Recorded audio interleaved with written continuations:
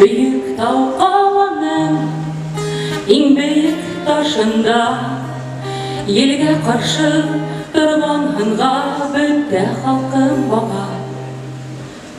Ул көрмей, шетмей, алыптарға қарай, өт халқына бұрылырға ақташ қарай қошмай. Салауатым түш атыңдан яуға түгел, имен ишіктерді шаққыр заман. Салауатым сидірешна халқындан.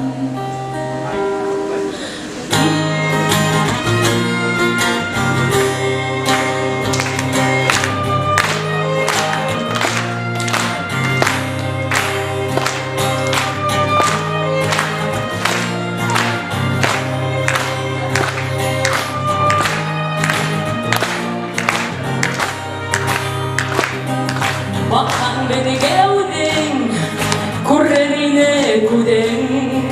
Fakirlik ol, iriktigen yükmekli hudin. Öngülette taşlarsın ındılat dilime. Güzide alır yine yılıkıp yürektile. Salavatım tışadından. Başkurt barır yine ardından.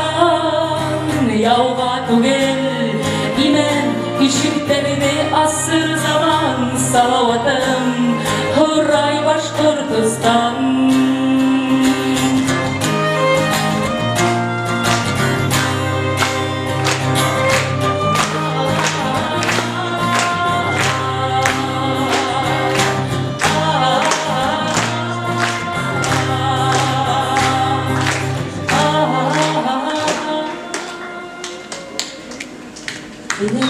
Dağları, büyük kayaları, түгел ул һинеке, ситкешеп үтте.